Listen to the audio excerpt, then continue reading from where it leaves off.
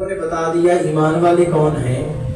فرمایا جن کے سامنے میرے پیارے محبوب میرے پیارے علی کا ذکر کرو، جس کا چہرہ کھل جائے وہ ایمان والا ہے، وہ مومن ہے.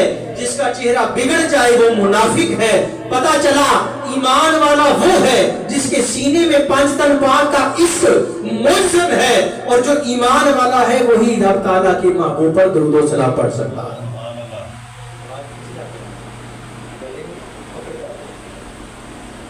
تو اللہ رب العزت کی ذات، اس کریم ذات نے یہ پیمانے ہمیں بتا دیے ہیں کہ میرے محبوب پر نعرہ تکبیر، نعرہ رسالت، نعرہ حیدری، نعرہ غوثیہ، اللہ محمد چار یار حاجی خواجہ قطب فرید پیر طریقت رہبر شریعت حضور قبلہ عالم قبلہ والد گرامی الحاج پیر احمد بخش ناصر صاحب قادری اشرفی چشتی نقشبندی سہروردی دامت برکاتہم قدسیہ ہمارے درمیان جلوہ افروز ہوئے. اللہ کریم حضرت کے علم میں، عمل میں، صحت میں خوب برکت عطا فرمائے.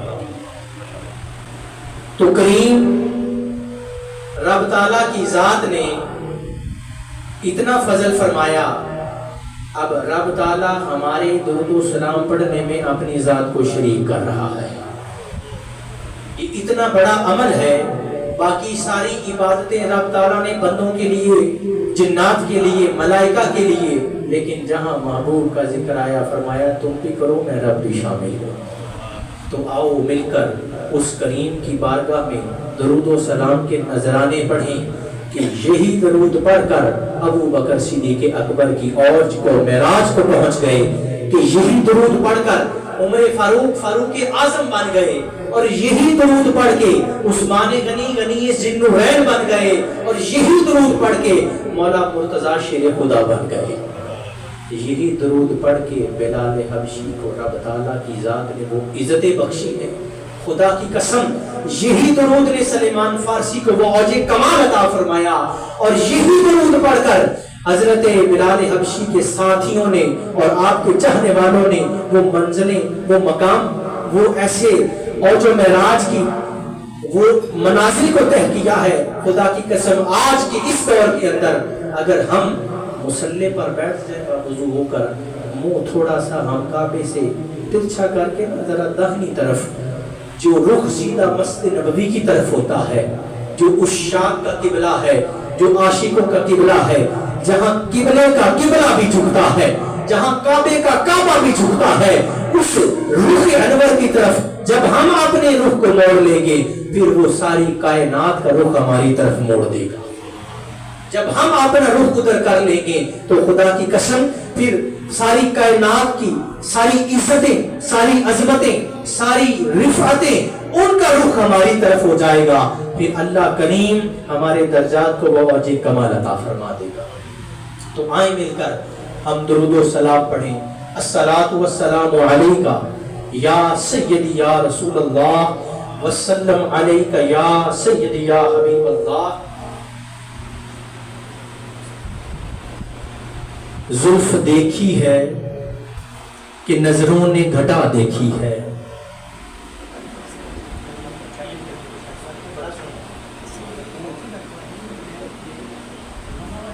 زلف دیکھی ہے کہ نظروں نے گھٹا دیکھی ہے، لٹ گیا وہ جس نے محمد کی ادا دیکھی ہے. اعلیٰ حضرت عظیم البرکت مجدد دین و ملت الشیخ فاضل بریلوی امام احمد رضا رحمہ اللہ تعالی و نور اللہ مرکزہ، آپ نے ارشاد فرمایا تو شاہ خوباں، تو شاہ خوباں، تو جانے جانا ہے چہرہ ام الکتاب تیرا، نہ بن سکی ہے نہ بن سکے گا مثال تیری جواب تیرا. تو آقا کریم رؤوف الرحیم رحمت للعالمین کو اللہ رب العزت کی ذات نے 70,000 پردوں میں چھپا کر بھیجا. 70,000 پردوں میں اللہ کے محبوب کو رب کی ذات نے محبوب کے حسن کو چھپا کر بھیجا، اور جو بھی دیکھ لیتا وہ دل دے بیٹھتا. ابھی 70,000 پردوں کے اندر محبوب کا حسن ہے، اور اگر ایک بھی پردہ اٹھتا نا تو اعلیٰ حضرت فرماتے ہیں جو ایک بھی اٹھتا حجاب تیرا جہاں میں بنتے ہیں طور لاکھوں جو ایک بھی اٹھتا حجاب تیرا، جہاں میں بنتے طور لاکھوں جو ایک بھی اٹھتا حجاب تیرا۔ آقا کریم کا حسن ایسا کمال کا حسن ہے کہ مولا علی شیر خدا کرم اللہ وجہ الکریم فرماتے ہیں محبوب کریم کو دور سے دیکھو تو بھی پیارے لگتے ہیں، قریب سے دیکھو اور پیارے لگتے ہیں۔ کریم آقا کا حسن اتنا کمال کا حسن ہے، اتنا کمال کا حسن ہے کہ جو بھی دیکھ لیتا ہے وہ پھر دل دے بیٹھتا ہے۔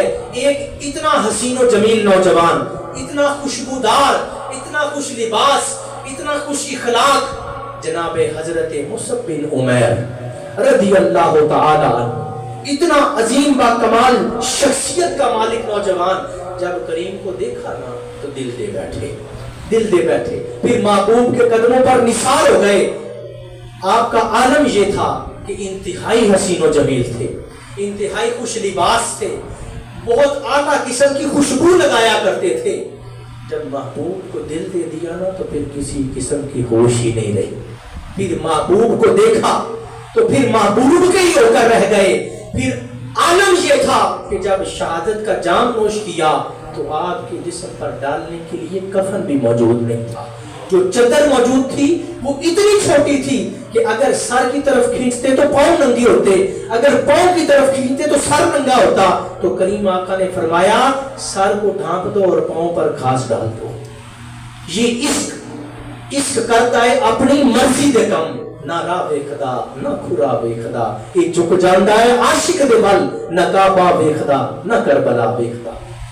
جب عشق مصطفیٰ طاری ہو جاتا ہے نا تو پھر انسان اپنی ذات کو بھول جاتا ہے، پھر اپنے اندر کا انسان یاد نہیں رہتا، پھر اندر بھی یار نظر آتا ہے، سامنے بھی یار نظر آتا ہے، پھر ہر جگہ یار کے جلوے نظر آتے ہیں۔ جب اس معراج کو انسان کا عشق پہنچ جاتا ہے تو پھر انسان سچا عاشق کہلانے کا حقدار ٹھہرتا ہے۔ تو اللہ کریم ہمیں بھی وہ سچا اور پکا عشق مصطفیٰ عطا فرمائے۔